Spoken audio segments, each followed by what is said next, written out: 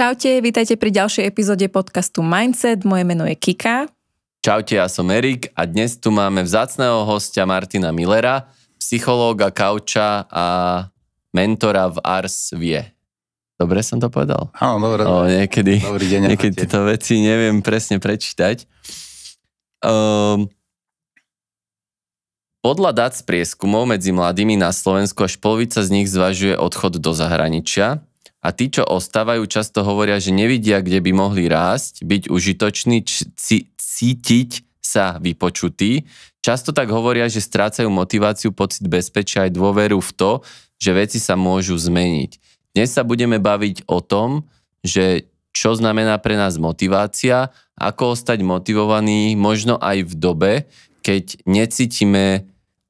nejakú podporu, či už doma, v spoločnosti a zdá sa nám, že proste tá naša svieca motivácie zhasína. Máme pocit, že psychológia vlastne by mohlo byť niečo, čo teda pozná mysel človeka, hej, dušu, tak že vy možno budete vedieť, že čo sa teda deje pod povrchom, keď sa mladí ľudia takto cítia a možno čo je presne to východisko. A tak na začiatok taká prvá otázka by bola, že ako vnímate všeobecne možno nejakú náladu v spoločnosti, nastavenie mladých ľudí teraz? No, ja teda sa stretávam v tej svojej praxi s ľuďmi, ktorí samozrejme prichádzajú s nejakými ťažkosťami a problémami a tá veková vzorka je v podstate od vysokoškolákov až teda po ľudí takmer v seniorskom veku, by sa dalo povedať. A myslím si, že je to také širšie, že nie je to len úplne o mladých ľuďoch, že naozaj vidím aj ľudí, ktorí sú možno niekde už aj takže pred 50-kou, ktorí teda nie sú úplne nadšení z takej tej situácie, ktorá je na Slovensku, ale zároveň tak si uvedomujú, že ani celosvetovo tá situácia úplne optimálna nie je. Takže potom vzniká taká dilema, že teda keby aj chceli odísť, že kam teda by sa dalo odísť, aby to dávalo zmysel. Medzi tými mladými ľuďmi to vidím tak dvojito. A teraz nemyslím len tých, ktorí chodia ku mne do praxe, ale naozaj tak, čo poznám, že sú naozaj takí, ktorí sú takí, že skeptickí, alebo už aj na to štúdium tej vysokej školy odchádzajú do zahraničia. Veľmi, veľmi veľa ľudí odchádza hlavne do Českej republiky. A zároveň väčšina z nich, čo teda viem, tak ako aj má také tie plány, že teda tam zostať, pretože je to jazykovo v podstate veľmi príbuzné, nemajú problém s nejakou takouto bariérou, aj keď teda dnešní mladí ľudia nemajú problém aj s angličtinou alebo podobne.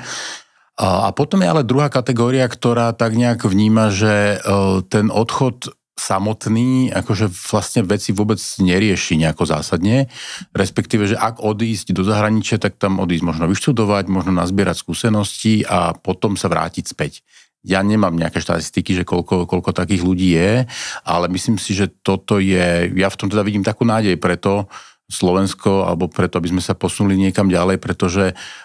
ja som sa ešte nestretol, či už s mladým človekom, alebo starším, ktorý prežil nejaký čas, a teraz nehovorím, že dovolenku, že týždeň, dva v nejakom zahraničí, ktorý tam naozaj, že buď aspoň, že študoval, alebo tam bol na nejakom pobyte, alebo tam bol pracovne, ktorý by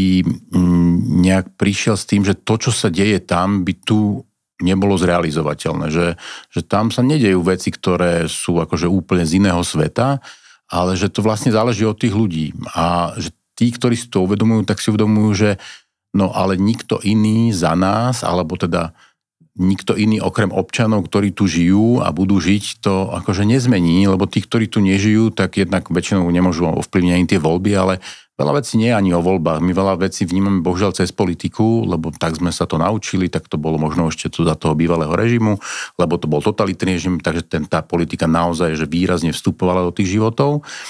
Ale ja si myslím, že ľudia začínajú vidieť, že má zmysel tvoriť akože drobné veci, komunity, naozaj, že vytvárať niečo, na čo majú oni priamy dosah a že keď si toto tí ľudia uvedomia a prinesú tie nápady z toho zahraničia, kde už je to vymyslené, lebo my niekedy sa snažíme vymýšľať Ameriku, pritom už dávno existuje, tak je to otázka, nazvem to tak odborne, že implementácie týchto vecí a samozrejme, že to záleží od tých ľudí, ktorí teda majú ten entuziasmus a teda zároveň sú schopní nadchnúť ľudí ďalších okolo seba. Takže ja v tomto vidím akože celkom nádej. Nemám nejaký akože časový horizont, že ako rýchlo to pôjde alebo ako pomaly, ale pôjde to asi tak rýchlo, ako veľa ľudí sa bude ochotných vrátiť späť a trošku vydržať tú frustráciu s tým, že to staré sa akoby ťažko púšťa. Teraz nemyslím vekovo staré, ale tak akoby, že mentálne staré, že tie staré zabehnuté vzorce, to vidíme napríklad v Nemecku. Nemecko, keď sa zjednotilo, tak veď to bol predtým akože jeden národ, jedna krajina, ale teraz keď si pozrieme volebné preferencie, no tak také tie extrémistické strany vyhrávajú, alebo teda ich preferencie sú vysoké práve v tých bývalých postkomunistických častiach. Čiže je fakt, že ten socializmus, komunizmus akože urobil celkom šarapatu v tých našich mysliach a bohužiaľ sa to nejakým spôsobom prenáša aj na mladých ľudí v nejakom kontexte, ale takí tí, ktorí si uvedomujú, že dobre, ale toto tak nemusí byť, tak tí majú šancu akože priniesť tú zmenu a naozaj myslím si, že nadchnúť aj tých ostatných, že na to nepotrebujeme mať, že úplne všetkých takých, potrebujeme mať takých, ktorí sú schopní tých ostatných nejakým spôsobom nadchnúť a pritiahnuť k tomu, aby robili veci inak. Ja nemám síce dáta, ale mám z tých krajín, ale mám kamošov, že v Španielsku a v Taliansku napríklad,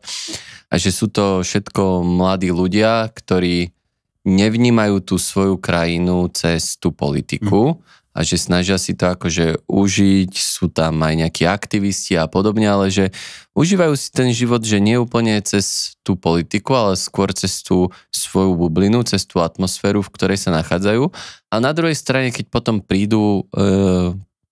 k nejakému termínu, že blížia sa voľby a treba ísť rozhodnúť o svojej budúcnosti, tak všetci idú. Hej? A to je pre mňa také vždycky zaražajúce,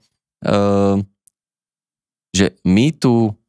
väčšinu roka riešime tú akože politiku a tú spoločenskú situáciu a tak, že potom sa rozhodneme, že som tak akože že sklamaný a že nejdem voliť, že prečo to tak je u nás v týchto, dá sa povedať, že takmer všade tých postkomunistických krajinách? No, myslím si, že to presvedčenie sa tam zasialo práve počas toho obdobia toho socializmu a treba povedať, že aj mnohí politici tak naozaj fungujú, že si neuvedomujú, že demokratický režim nie je totalita a že to, že vyhráš voľby, neznamená, že môžeš všetko. A to je bohužiaľ aj o tom, ako fungujú alebo nefungujú tie ako kontrolné mechanizmy a mechanizmy súdnictva a podobne. A to my tu asi nevyriešime. Ale zase, akože jediný, kto to môže zmeniť, sú ľudia a pravdepodobne skôr to budú meniť mladí ľudia alebo noví ľudia, než tí, ktorí už tu sú v tom zabehnutí, ktorí môžu byť jednak frustrovaní, jednak demotivovaní, jednak môžu byť aj existenčne ohrození, pretože môžu mať pocit, že dobre, keby som prišiel o to miesto, tak je to komplikácia pre rodinu, už som zvyknutý na nejaký štandard a podobne. A naozaj, že tá politika sa ako väčšinou aj do toho socializmu že riešila, ale vlastne nič vyriešiť sa nedalo, pretože tam tá voľba bola taká veľmi akože imaginárna, to naozaj si sa človek vyberal z troch strán, ale vlastne nevyberal zo žiadnej, vyberal len z tej jednej, lebo aj tak bola v ústave nejaká vedúca úloha. A toto tak nejak ostalo, taká skepsa z toho, že vlastne nemôžeme nič ovplyvniť, ale už aj vtedy existovali vtedy sa tomu hovorilo, že ostrovy pozitívnej deviácie a ja si myslím, že toto bude tiež trošku taký návrat toho, že boli ľudia, ktorí, ja neviem, že Strom života, myslím, že sa to volalo, alebo Bratislava na hlas, alebo také tie aktivistické, väčšinou zelené organizácie, ktoré naozaj že robili činnosť, ktorá bola v tom čase v podstate skoro až disidentská. Dnes je to úplne na mieste legitímne, v tomto smere máme akože oveľa väčšiu slobodu. A ja si myslím, že aj to, čo je také podstatné, že naozaj vie si uvedomiť, že tá naša sila ako spočíva v tom, že akoby, poviem to tak v tej jednote, to znie tiež to trošku taká floskula, ale jednote v tom zmysle, že jeden človek sám nemôže nič, ale že keď sú tých ľudí 100 000 alebo nebodaj, že milióny, no tak to už je obrovská sila. A plus aj to, keď sa možno v tej vrcholovej politike nepodarí úplne veci ovplyvniť, chápem, to je teda tá oblasť, ktorá ako vytvára zákony a teda ten štát riadi, tak si myslím, že na regionálnej úrovni sa dajú vidieť akože veľmi akože dobré veci, ktoré vidíme. Ja to tak napríklad vnímam v Bratislave, že napriek tomu, keď to tak poviem, že niekedy ten štát až hádže polena pod nohy tým nejakým samosprávam alebo mestám alebo krajom, tak sú tu ľudia, ktorí sú ochotní, ktorí robia a je vidieť, že sú vidieť výsledky. Môžeme sa sporiť o tom, že či všetky výsledky sú skvelé alebo nie, ale to nikdy nebude tak, že všetci budú spokojní. Ale že tá naša sila je v tom malom drobnom, čo môžeme urobiť a ovplyvniť. A samozrejme, že potom v tom, že tak keď to teda vieme ovplyvniť, tak akože nerezignujme v momente, kedy môžeme to teda aj nejakou voľbou do toho naozaj, že parlamentu akože nejako zmeniť. Jasné, ja nemám ilúzie o politikoch ani o takých, onakých, tam takých. Všetko sú tu ľudia, ktorí majú nejaký ťah na bránku a majú nejaké svoje ambície a podobne. Niektorí iné, ale zase, že je to na nás občanoch, aby sme ich akože kontrolovali, aby sme im to nejakým spôsobom zrátali pri nejakej ďalšej voľbe. Čiže myslím si, že je to naozaj o takom tom uvedomení si tej vlastnej individuálnej sily a toho, že nie sme sami, alebo že tí ľudia nie sú sami. To je jedno, nech sú z ktorejkoľvek akoby tej časti toho politického spektra, pretože ten jeden jednotlivec sám, ten jeden jeho hlas veľa nezávaží. Ale keď sa zase veľa takýchto jednotlivcov rozhodne, že tak však čo ten môj jeden hlas, no tak potom tí, ktorí sa rozhodnú, že áno, ten môj zaváži, no tak potom zaváži a potom to vyzerá tak, ako to vyzerá.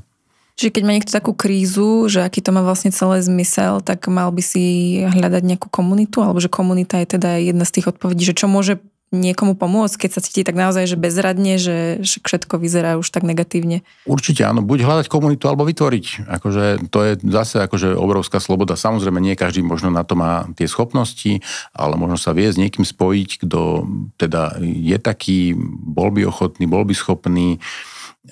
Naozaj myslím si, že to je, že v tom je naozaj, že obrovská sila, to je akože, a to je niečo, čím si my musíme akože prejsť, úplne že principiálne, lebo tomu sa hovorí, že budovanie občianskej spoločnosti. Tak toto vzniká, to nevznikne nikdy zhora. Toto sa nedá urobiť, že to niekto ako keby nariadí, lebo keď to niekto nariadí, tak sa tomu ľudia budú brániť. Takže toto nebude fungovať. A to uvedomenie musí prísť z dola a tí ľudia akože potrebujú pochopiť, že toto je tá ich sila a tá sa potom vie reálne odraziť aj v tom, ako môže vyzerať aj ten politický život na Slovensku. Vie sa niekto dostať už do takého štádia z hľadiska, psychológie, že už je tak naozaj frustrovaný, že ani nie je schopný urobiť ten krok, alebo že naozaj, keby bol niekto už veľmi taký demotivovaný, zanevrel na čokoľvek, tak vtedy musí nejakým spôsobom prísť nejaká intervencia z prostredia, z okolia, práve takom, by mala ísť k nemu, alebo že čo sa dá vtedy robiť? Má aj taký človek ešte šancu vlastne to otočiť späť a zrazu získať tú motiváciu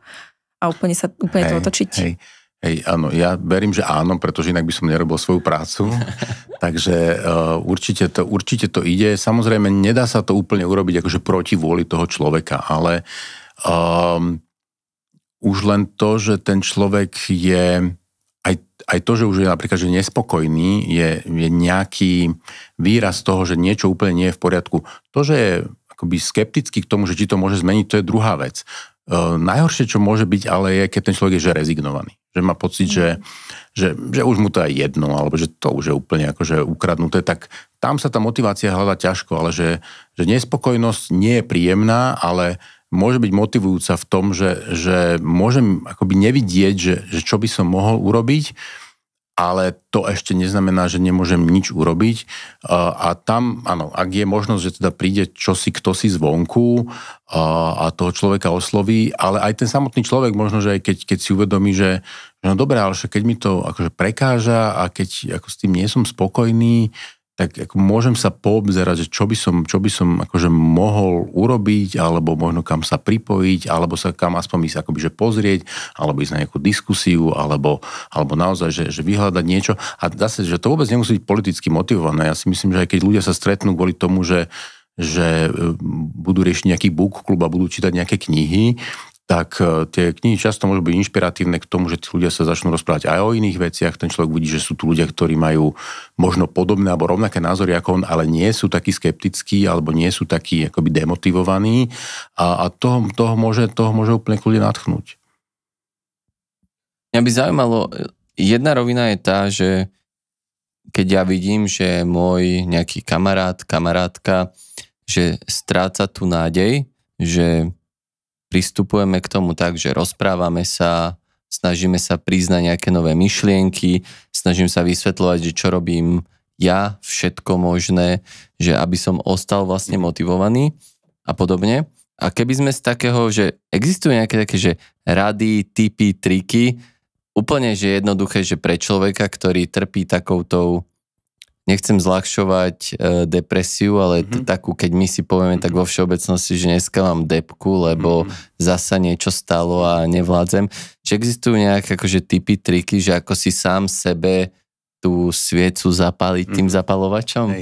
No ja si myslím, že fajn je, ja tu už predtým trošku o tom bavili, že asi fajn je, že nebyť neustále na tepe doby v tom zmysle, že sledujem všetky možné správy, ktoré sú, pretože tie správy z podstaty veci a z podstaty toho, ako funguje náš mozog, sú nevyhnutne negatívne. To, že havaruje auto, to máte v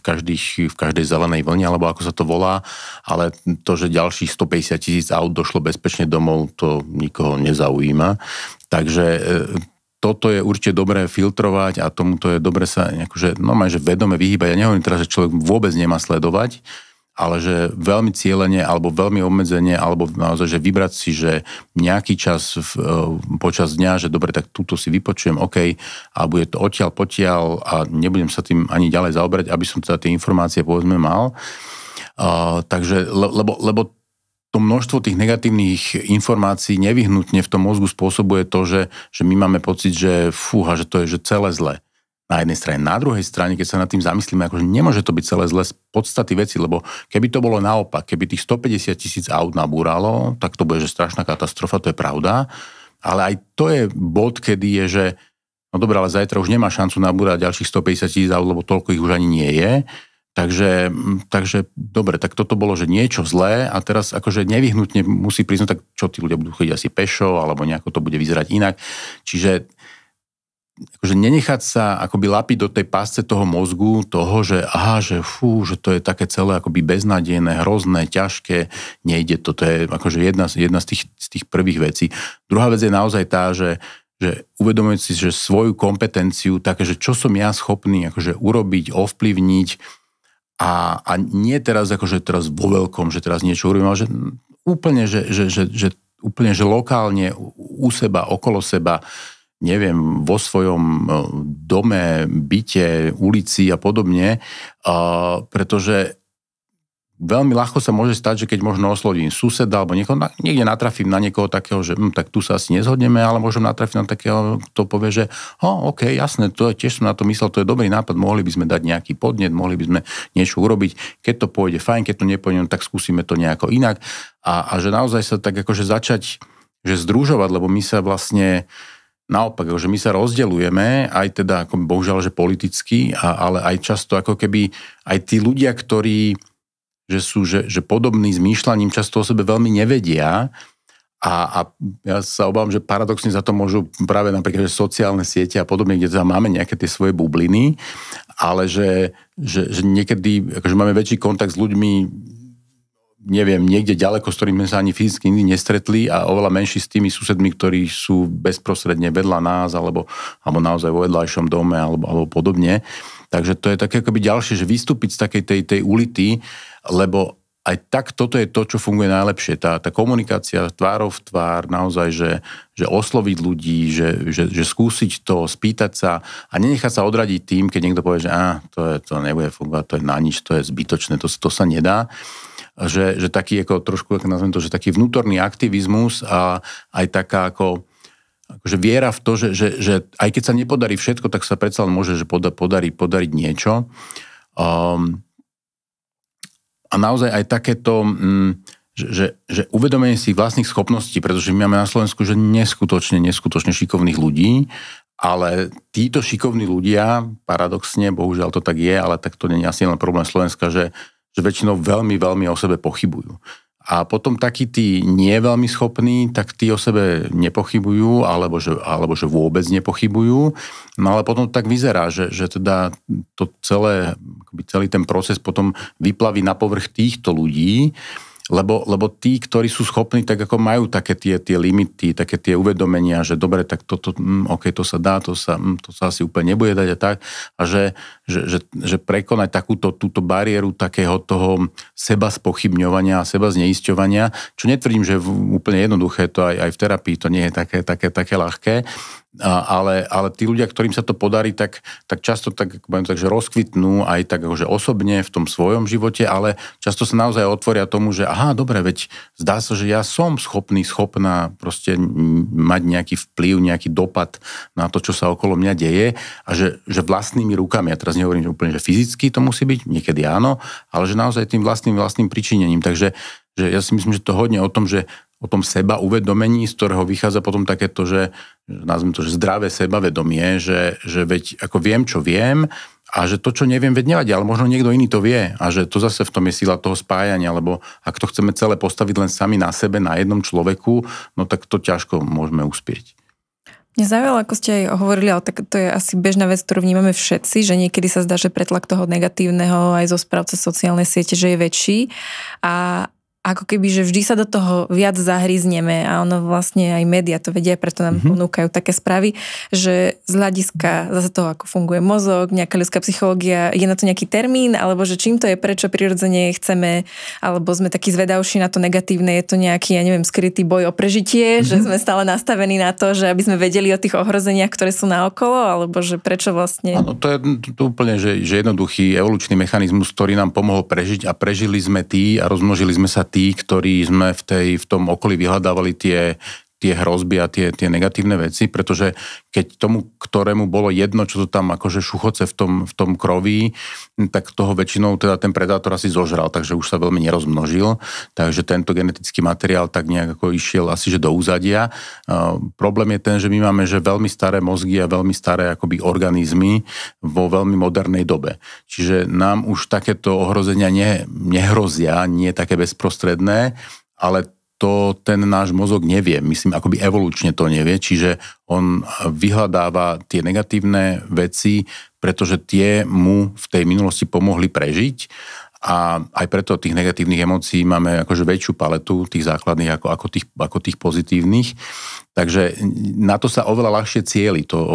je oveľa akoby jednoduchšie osloviť. A v nejakom zmysle, akože je to atraktívne, nie v tom zmysle, že je to, že wow, že super, ale je to atraktívne v tom, že na toto ten mozog akože veľmi, veľmi dobre reaguje, lebo keď by tie správy boli o tom, že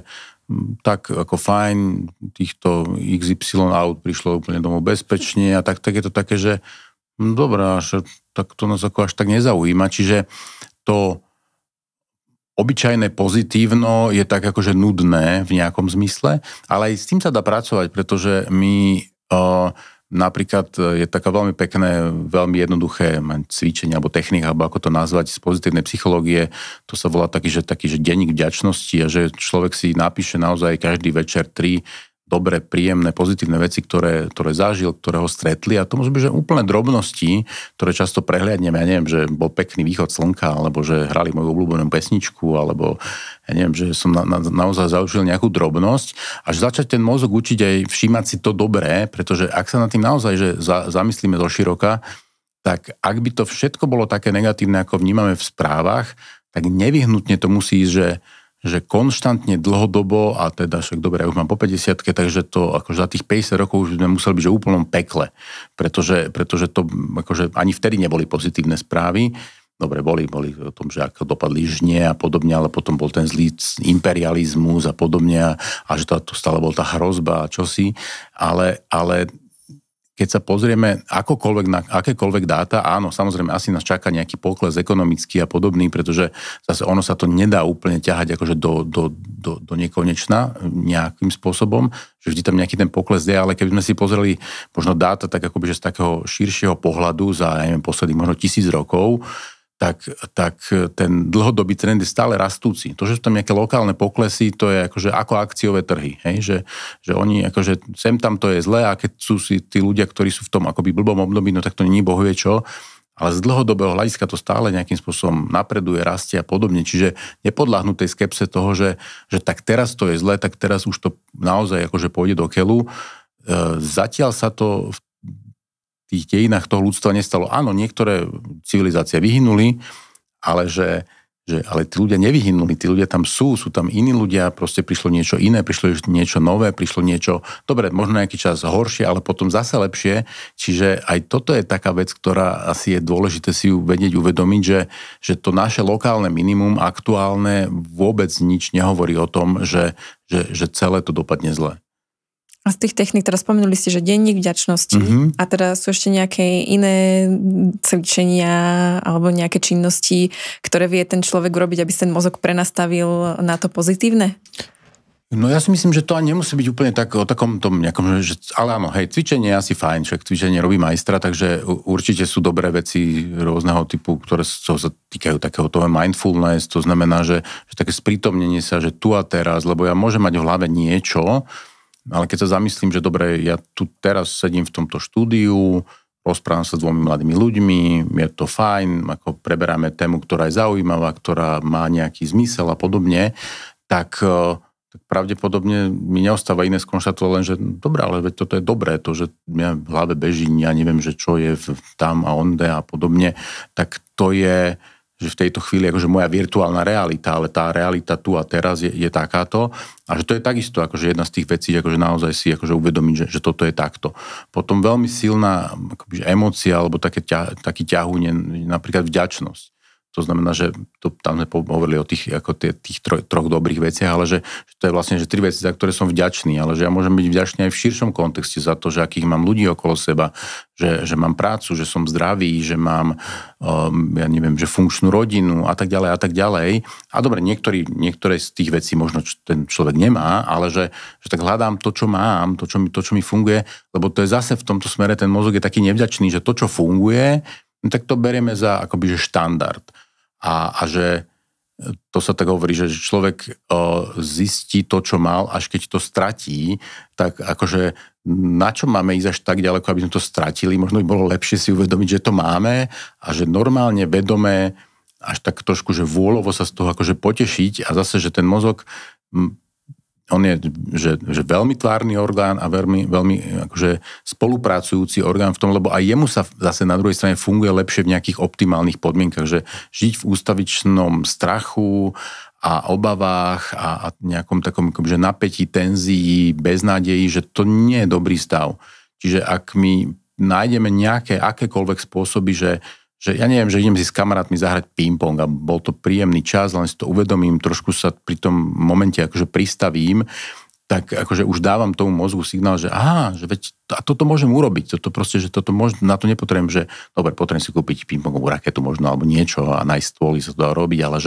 že to sú akože drobné veci, ale že tie môžu ovplyvňovať ďalšie väčšie veci, pretože ak ja na druhý deň sa cítim lepšie, tak možno aj do práce môžem prísť inak, alebo môžem dostať nejaký nápad, alebo môžem proste naozaj, že prísť niečím, čo môže byť, že aha, to je fajn. No a potom ešte v tom kontexte mi napadlo to, že asi je celkom fajn sa, ak sa to dá, samozrejme, niekto to má pracovne, že to potrebuje, ale zase tiež to vedie vyhrať, že toto je práca a teraz mám niečo iné, že naozaj sa akože minimalizovať vplyv nejakých displejov, hlavne takých akože mobilných telefónov a podobne, pretože tam je nekonečno materiálu, ktoré nás vie akože tak ako poviem to, takže zabaviť, ale že úplne nás odpája od seba a odpája nás to od takého veľmi, veľmi podstatného, aj keď nie príjemného pocitu alebo teda emócie, a že to je nuda. Ale že nuda je, že úplne kľúčová k tomu, aby sme my akože naštartovali nejakú svoju akože tvorivosť a vôbec aj motiváciu, lebo keď sa nudím, tak som motivovaný niečo urobiť. Ak to môžem urobiť tým, že zoberiem mobilný telefón a začnem scrollovať, je to veľmi rýchle, ale že nič som neurobil. A keď spätne sa pozriem na ten čas, tak zistím, že to bol vlastne zabitý čas. Ale keď nie, tak je, že dobre, tak mobil to nebude. tak mohol by som si čítať aspoň napríklad, hej, alebo mohol by som ísť, tak idem sa prejsť a možno niekoho stretnem, hej, čiže že vystúpiť z takých tých, lebo toto sú veci tých bežných, akoby už bohužiaľ teraz, že bežných, veľmi rýchlo zabehnutých akoby kolají, toto sú veci, ktoré ako, no, neprispievajú k tomu celému nejakému pohybu.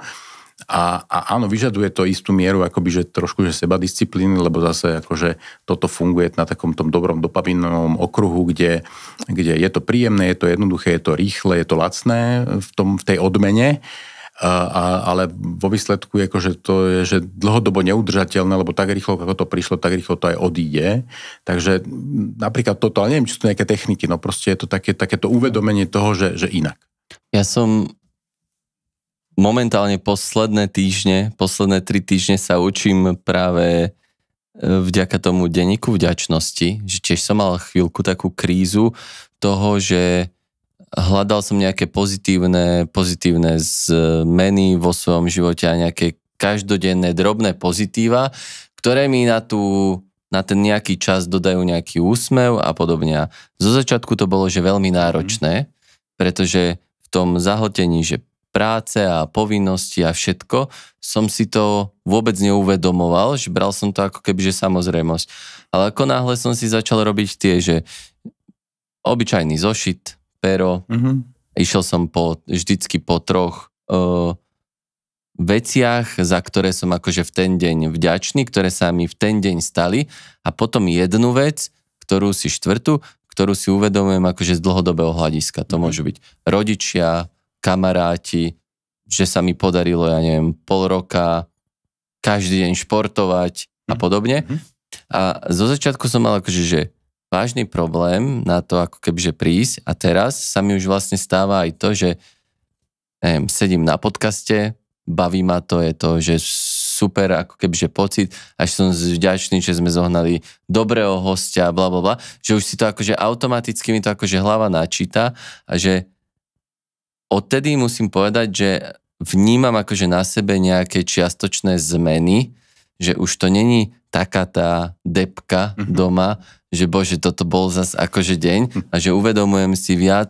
tých pozitívnych vecí. A ja chcem týmto možno aj premostiť na otázku psychohygieny.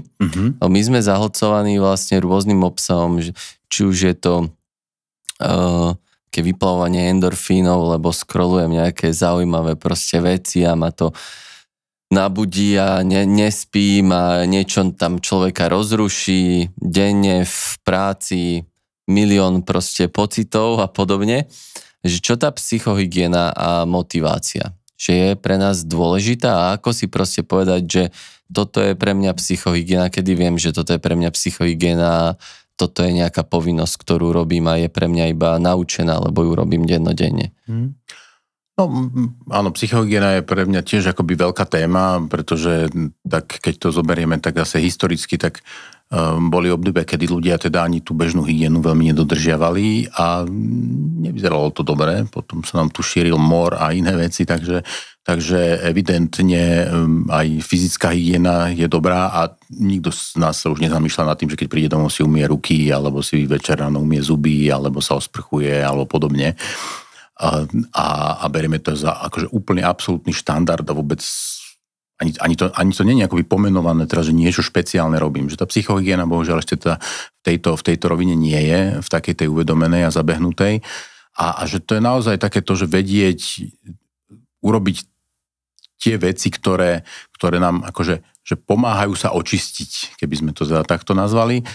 A to je napríklad to, že no bohužiaľ, akože, že v tomto smere tie mobilné telefóny sú naozaj celkom také novodobé prekliatie a že už len hygiena od tohoto alebo psychohygiena od tohoto môže byť dobrá a že teraz ja nehovorím, že to má byť extrém, že teda ja akože, že to úplne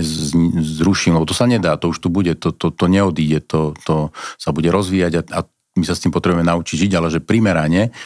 a keď si poviem, že no dobre, čo také strašné by sa stalo, keby som si akože každý deň na pol hodinu ten telefón, že úplne že fyzicky, že vypol. No tak niekto sa mi pol hodinu nedovolá, alebo proste niečo, alebo nebudem pol hodinu vedieť, alebo nebudem môcť scrollovať, alebo niečo. A teraz, že čo by som mohol za tú pol hodinu urobiť? Alebo aj, že nič nerobiť a naozaj si dopriať tú nudu.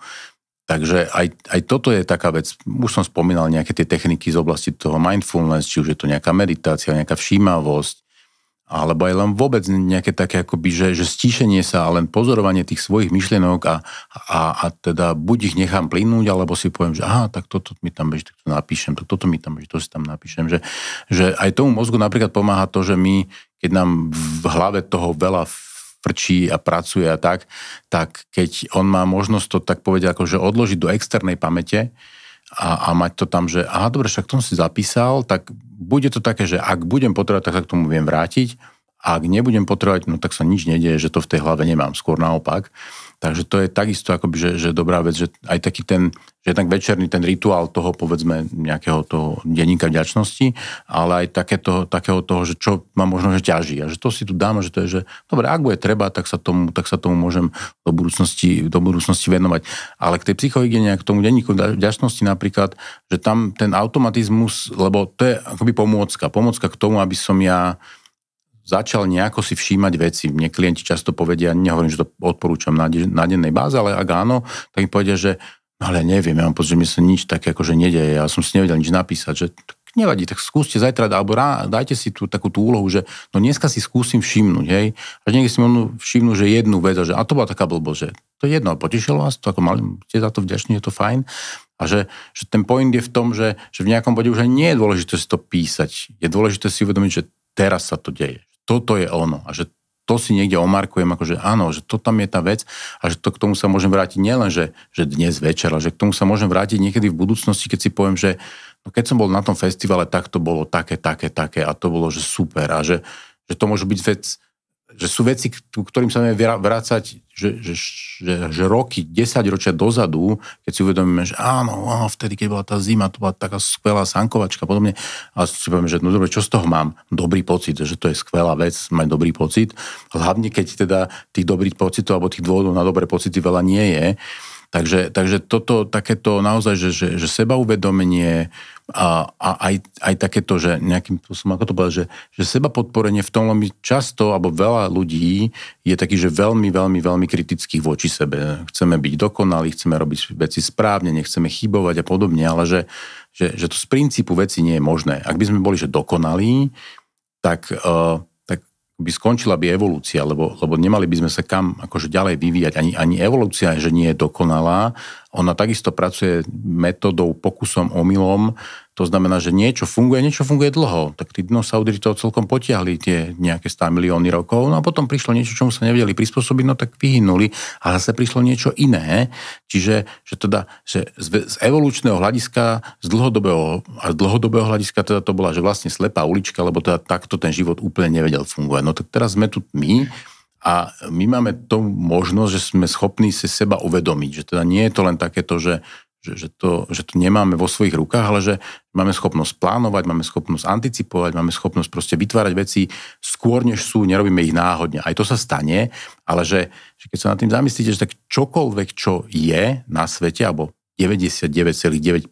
vecí vzniklo tak, že najprv to mal niekto v hlave a potom sa to udialo. Že niektoré veci možno vzniknú a že toto je akože obrovská vec a že na toto potrebujeme mať čas a priestor, ale keď ho zahltíme, zase poviem tými,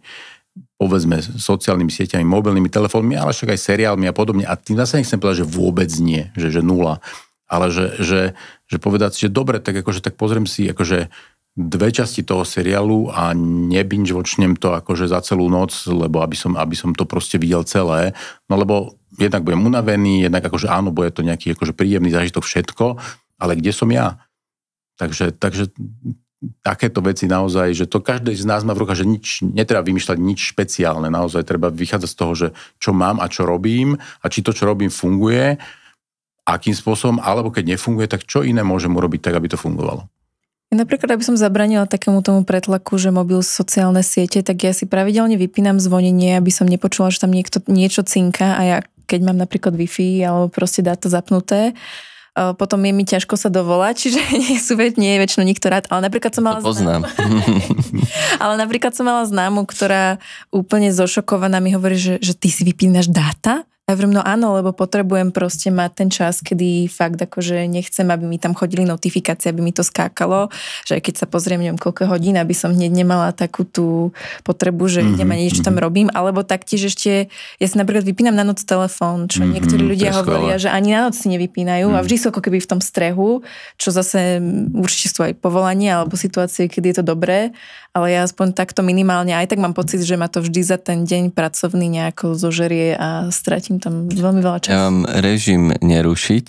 mám iba vytipované niektoré čísla, ktoré sa mi môžu dovolať pre napríklad nejaký prípad, ale inak sa mi nikto iný nedovolá. Mne zvonia, len to nepočujem. Hej. Áno, a to je skvelé určite, že, lebo my, akože prišla technológia a my k nej teraz hľadáme nejakú etiketu. Pretože v minulosti to bolo veľmi jednoduché, keď mal človek aj pevnú linku, tak ako náhle akože zabuchol dvere, no tak sa mu nikto nedovolal, mohol tam odkazovač maximálne. A čo sa stalo? Akože väčšinou sa nič také strašné nestalo, takže my sme sa síce akože odstrihli, ako keby od kábla, ale sme sa pripojili k tomu telefónu a teda neviem, či to je úplne to najlepšie, čo sme mohli urobiť. Je to také zvláštne, lebo ja rozmýšľam normálne, niekedy sa zamyslím nad tým, že úplne, že dávno, že ako sme komunikovali bez tých sociálnych sietí, že ako sme sa dohodli, že ideme von, alebo niečo, že vlastne už, a pritom som to zažila tú éru, ale už si normálne na to neviem spomenúť, že ako som bol fungoval. Taký malý chlapec a internet sme mali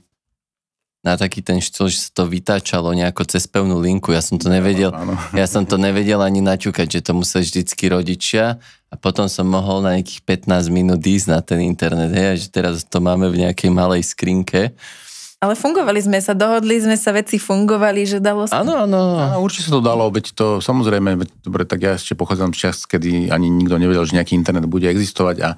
a keď sme sa dohodli, že sa stretneme akože v piatok o 5:00 v nejakej krčme, no tak sme sa tam stretli a keď niekto neprišiel, tak sme nevedeli, tak dobré, asi niečo stalo, alebo keď prišiel neskôr, tak povedal, alebo naozaj, tak sme mu potom vynadali, že čo si bol, kde si bol, a keď vysvetlil, že niečo relevantné, tak dobré, a keď to, že tak akože sa nás okašľalo a podobne, ale že akože No fungovalo to úplne bez problémov, to fungovalo a fungovalo by to aj dnes, len sme spohodlnili, lebo toto je jednoduchšie, to je také, že no ako sa dohodneme, však sa voláme si ešte, hej, a že také ťažké povedať, že nie, však sa normálne dohodneme, tak o druhej vtedy tam a keby dačo, no tak prípadne si zavolajme, lebo máme tu možnosť, ale no je to pohodlné a naozaj sa učíme tú etiketu a napríklad naša dcéra takisto, jej sa tiež človek nedovolá, lebo ona má akože štandardne úplne vypnuté zvonenie, ale je to presne... Pozdravujem, ja tiež. Ale je to presne to, čo bolo vlakedy, že v podstate dokonca aj keď bola, že pevná linka a ja som sa rozdolu nezdvihnúť, no tak sa, akože čo sa stalo? A to som aj nevedel, kto mi volal, ani som mu nemohol zavolať naspäť, pretože som nevidel, že kto mi volal a keď to bolo, že no ak to bolo akútne alebo dôležité, no tak ten človek akože zavolal znovu. A ak nie, no tak možno to až také dôležité nebolo a tým pádom sa asi nič také nestane. Len teraz máme pocit, že je úplne všetko dôležité a všetci majú pocit, že je všetko dôležité, ale nie je to tak, lebo zase, že sú také tie teórie o tom, že ako to vie, že signál a šum. Signál je to, čo je podstatná informácia a šum je to všetko ostatné. A vyzerá to tak, že ten objem toho signálu je stále rovnaký. To, čo narastá, je šum. Takže my žijeme akože v obrovskom šume a tých akože relevantných signálov je stále rovnako, ako bolo kedykoľvek. My sme počas Grapeu, keď sme boli na festivale, tak sme dávali okolo idúcim takú otázku v našom takom kvíze, v našej maturite, že čo je to FOMO. Mm-hmm. Viete, čo je FOMO? Fear of missing out. Vlastne tak, no, že to je to vlastne, čo všetci, to bola maturitnú skúšku ste práve zložili. Ale že presne, že to je taký ten pocit, že niečo nám ujde, čo ak náhodou niečo sa tam objavilo a teraz človek to, ale tak všetko ide rýchlejšie,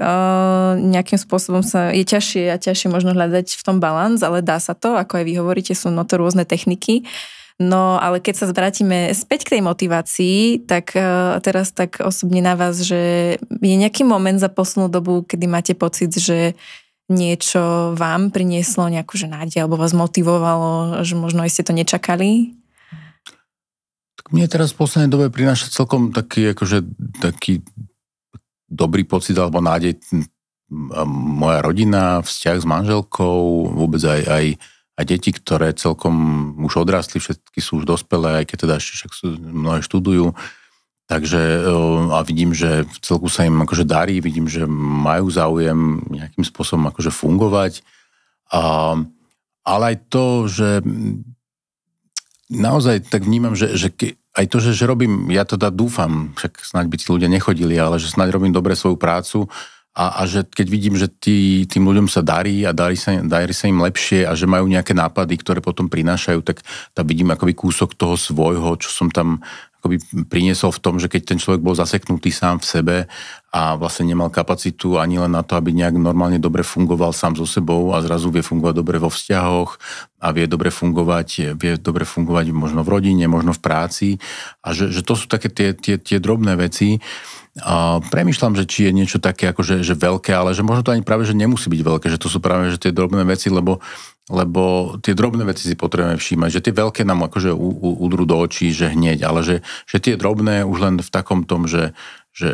vidím, že veci fungujú, že možno aj keď dám niekde nejaký podnet, a teraz nie je nejaký, neviem, aký brutálny podnet, ale to, že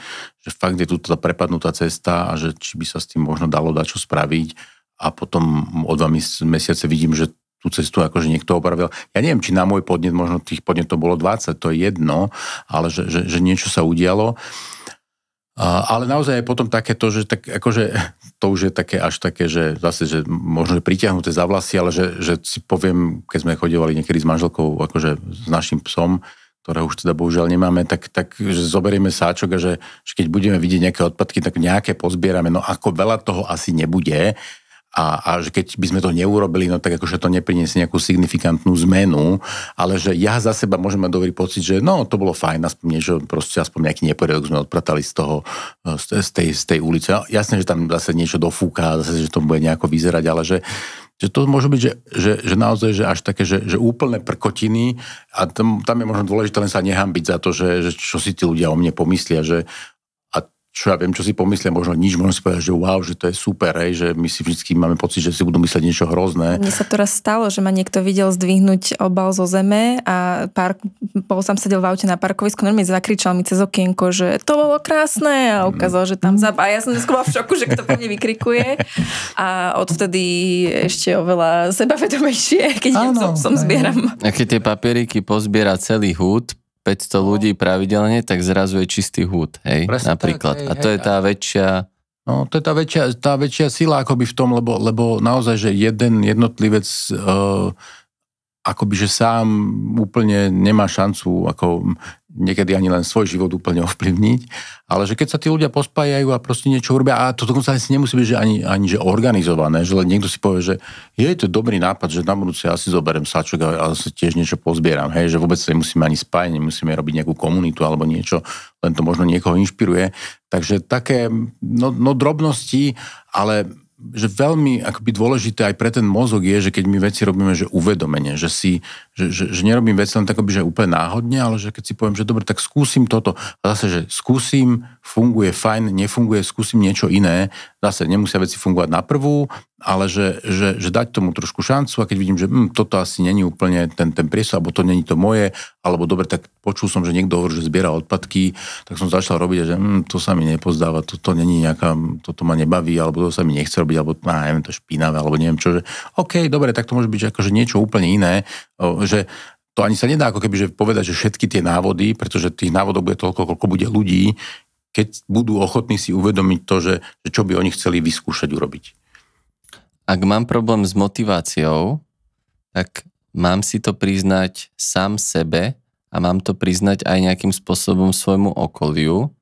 A aký je medzi tým rozdiel, keď to priznám sám sebe a keď hovorím aj okoliu, že mám s niečím problém, napríklad s motiváciou? No, v prvom rade to potrebujeme priznať sami sebe, lebo bez toho sa to asi ani nedá, lebo potom, keď nie, tak ani neviem, že ju mám, teda, že ho mám ten problém. No a keď to priznáme aj okoliu, tak potrebujeme mať okolie, ktoré je na to akože vnímavé, citlivé, ktoré je podporné, lebo ak to okolie nás za to, ja neviem, vysmeje, alebo ja neviem, zahambí a podobne, tak to asi nebude úplne dobré. ale zároveň, ak to okolie je len akoby otvorené počúvať a vnímať, tak je veľká šanca, že tí ľudia povedia, že áno, že toto aj mne sa takto deje, alebo tak. Ale vieš čo, ja som skúsil toto, alebo že takéto niečo. Ale už aj len to, že to zdieľam a to, že to akože nahlas vyslovím, to zase sú také, že pravdepodobne nejaké biologické mechanizmy v tom mozgu, že kým my sa s tými vecami akoby točíme v tých svojich hlavách, tak často sme tam v takom nejakom tom blúdnom kruhu. A už len to, že človek si píše, že nejaký denník, a teraz nemyslím, že vďačnosti, ale len si píše, že no zase som mám takto, je to takéto. Tak keď si ho už len na druhý deň čítam, tak ja sa v tej chvíli akoby rozprávam so svojím včerajším ja, lebo my sa stále vyvíjame, že keď to hovoríme nahlas iným ľuďom a tí na to nejako reagujú, ideálne keď teda nejak empaticky a s nejakým porozumením, tak to výrazne mení veci a niekedy je to tak, že už len to, že sú tam tie uši, mne sa to nehovorím, že úplne že často, ale dosť krát sa stane to, že tí ľudia akože začnú rozprávať ten svoj príbeh a tie svoje veci a im začnú dochádzať veci. A hovoria mi, že ale ja vám nehovorím nič iné, než to, čo už akože roky si ako opakujem v tej hlave, ale teraz ako to hovorím, tak mi dochádza, že aha, že vlastne to súvisí s týmto, pretože už sa počujem. Čiže ten mozog je naozaj, že veľmi zvláštny v tom, že veď my mám pocit, že on je poprepájaný, neviem kadiaľ ako a že je, ale potom sú tam tie oblasti, ktoré medzi sebou tak úplne priamo nekomunikujú, ako by sme si predstavovali a toto môže pomôcť práve v tomu, že dokonca niekedy ani nepotrebujem, aby ten druhý niečo povedal, že stačí, keď ma vypočuje, aby som ja sám seba vypočul a možno mi veľa vecí dojde. Už sme asi skoro naplnili čas. Erik, máš ešte nejakú žhavú otázku? Áno, predposlednú môžeš dať potom tú našu tradičnú poslednú. Čo by si odkázal mladým ľuďom, ktorí dnes hľadajú motiváciu? Aby hlavne hľadali. Lebo niekedy mám pocit, že ľudia akože sú demotivovaní, ale hľadajú mobil, aby si pozerali nejaké zábavné videá, takže aby hľadali motiváciu a nie mobil, alebo aby naozaj sa akože nebali nudy, lebo ja rozumiem, že nuda nie je príjemná emócia, ale že to je, že naozaj že veľmi motivačná emócia, lebo keď sa deti majú šancu nudiť, čo v dnešnej dobe sa moc nemajú, hlavne keď dostanú do rúk mobilné telefóny, tak proste sa hovorí, že vymýšľajú. Samozrejme, rodičom sa to často nepáči a ja nehovorím, že vždy vymyslia akože skvelé veci, ale zase, že málo kedy zase vymyslia také veci, ktoré boli že úplne katastrofálne. A aj keď vymyslím, že blbosť a vyskúšam ju, tak som o akože skúsenosť bohatší v tom, že aha, tak toto bola blbosť. A tým pádom už to na budúce nemusím urobiť a keď sa teraz bavíme, že o mladých ľuďoch, alebo dospievajúcich, alebo dospelých ľuďoch, no tak už ten filter bude asi väčší a že sa už akože úplné blbosti akože vymýšľať nepôjdu, že ideme skúsiť, ako to ide s tými zápalkami v tom stohu, že čo by to teda urobilo, že to sa asi diať nebude. Takže už ten mozog nejak tie veci filtruje a že toto akože môže priniesť, že úplne, že najväčšiu akoby, a nie že motiváciu, lebo to akoby, že z podstaty veci sa to začne diať, lebo ten náš organizmus a ten náš mozog akoby, že potrebuje nejakú akciu a teraz to nemusí byť nejaký adrenalín, ale niečo by sa malo diať. No keď mu dám tú akciu cez ten mobil a cez tie sociálne siete, no tak on dostal akciu, ja som síce nič neurobil, zostal som demotivovaný, ale tak akože nejaký mechanizmus prebehol, že keď mu toto nedám, tak minimálne môžem byť aspoň zvedavý, že čo to prinesie. Hej, a že len sa akoby nechať ako keby tým nejako akoby, že viesť a uvidieť, že aha, dokiaľ, že ja som vlastne už mesiace chcel si upratať proste túto vec a že no tak môžem to ísť teda urobiť, akože začnem sa tam hrabať, tam možno nájdem nejaké veci, že toto som nevedel, že ešte mám. Ja neviem naozaj, že no proste, že toto je tá, akože tá motivácia, lebo že potrebujeme ju hľadať a nachádzať cez to, že teda odložíme niečo, čo nám ju zabíja. Prestali sme sa nudiť a to je chyba. Prestali sme sa nudiť a to je chyba, no presne. A máme pocit, že to, čo nám akoby, že pomáha od tej nudy sú hlavne tie mobily a v tom teda vidím celkom akože veľkú toxicitu a že pomáha, ale nás a našu motiváciu to, že úplne vypína. A teda nuda nie je prokrastinácia. Dobre tomu rozumiem? Absolútne. Akože prokrastinácia je taký pojem, ktorý ja teda neúplne uznávam, pretože často, keď sa o tom s ľuďmi bavím, tak vlastne dojdeme na to, že sú ľudia, ktorí nie sú akoby, že a nie že schopní, ale že ochotní oddychovať, lebo majú pocit, že by ešte mali urobiť to, tamto, ono, ale ten organizmus ten oddych potrebuje. A keď tí ľudia si ten oddych vyberú a neurobia tie veci, ktoré akože mali urobiť, tak to nazvú prokrastináciou a tým pádom sa ako keby, že ani si neoddychli, lebo majú z toho zlý pocit. A keď si poviem, že OK, vyzerá, že som unavený. Teraz to nemá zmysel robiť. Akože fakt, že nie. A ja idem, že vedome si idem pozrieť 2 časti seriálu a že idem to robiť, pretože si chcem, že oddychnúť a potom, keď si oddychnem, tak sa k tomu vrátim, tak budem mať akože väčšiu motiváciu tú vec urobiť, pretože som si oddychol, ako keď to pomenujem tak, že som prokrastinoval, tak akože budem z toho mať, akože aj z toho mám blbý pocit, a aj do tohoto sa mi úplne nechce. A nuda a prokrastinácia, že to sú že úplne iné pojmy. To, že sa nudím je, že nemám ako keby, že nemám v tejto chvíli, že čo robiť, akože aj by som niečo chcel, aj neviem čo, no a keď to nezabijem tým mobilom, tak ono sa niečo objaví, že ten mozog, akože ja by som sa na ňo spolahol. Ja som mal problém s tou prokrastináciou, preto som to chcel aspoň takto na záver nejako zaramcovať, že správne tomu rozumiem, že nuda nie je prokrastinácia. Dokonca si hovorila, že prokrastinácia, keď som Kristína, tak keď už som mala pocit, že príliš odkladám nejaké povinnosti. No, ale už musíme končiť, obávam sa. Ale máme takú otázku záverečnú a ja verím, že veľa z toho, aký je váš taký pohľad na veci a nastavenie mindset ste nám už prezradili počas rozhovoru, ale predsa len možno ešte niečo, také každodenné nastavenie, každodenný mindset, ktorý si nesiete v živote, je nejaký? Akože, že napadli mi teraz akože také 2. Je to také jedno také, že to je myslím, že neviem, či buddhistické motto, alebo takže život je ťažký. A to neznie úplne akože že pozitívne, ale... Chceli motiváciu, halo. Áno, ale v tom je veľký kus motivácie, pretože to akože že ruší také tie očakávania, že veci pôjdu akože úplne že easy a že všetko pôjde ľahko a všetko je jednoduché a podobne, lebo to je tiež celkom akože cesta do pekla. A zároveň, že on bude do tej miery akoby, že ťažký, do akej si ho ako keby urobíme alebo necháme tak. A že teda ten iný mindset je ten, že napriek tomu, že život je ťažký, tak zdá sa, že funguje. A že to je pre mňa stále taká tá nádej, že ja vnímam všetko to negatívne, čo teraz je a že dobre, asi to súvisí aj s vekom, hej, že ja keď som mal 10, 11, 12, tak nás stále strašili s jadrovou vojnou a jak tuto budú padať tie atomové bomby a podobne. A teraz mám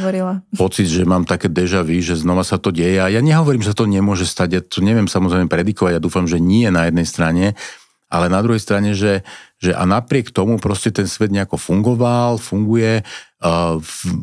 období, keď som ja bol na strednej škole, nikto z nás netušil, všetci mali pocit, že socializmus tu bude že navždy, že proste, že to bude na veky a potom sa proste niečo stalo a veci sa zmenili a dobre, teraz sa možno zmenia zase a zmenia sa možno na nejaký čas akoby, že k horšiemu, ale že tá moja motivácia je naozaj taká, alebo ten mindset je taký, že v konečnom dôsledku v nejakom zmysle akože veci aj tak vždy dobre dopadnú, aj keď je pravda, že nie pre všetkých a nie ako keby, že úplne tak, ako by sme si predstavovali, ale že no keby nie, no tak tá zemegula už neexistuje. Proste, akože pre tých dinosaurov to nedopadlo dobre, ale že život ide ďalej a že môže sa aj nám ako ľudstvu stať, že to nedopadne dobre, lebo si to možno aj sami pokašľeme nejakým globalným oteplovaním, ale že z hľadiska zemegule, že to bude nejaká epizóda, ktorá tu bola. Je na nás, či s tým sebauvedomením, s tým vieme niečo urobiť a chceme, alebo či sa na to vykašľame. Čiže keď to uvedomenie si seba a toho, že ja mám nejakú moc svoju lokálnu niečo zmeniť, že to je taký asi ten môj mindset. No. Môže byť? Môže byť, výborne. Dnes tu bol s nami psychológ, coach a mentor Martin Miller. Ďakujeme. Ďakujem aj ja. A vidíme sa pri ďalšej epizóde podcastu Mindset. Dajte nám like, follow. Čaute. Čaute.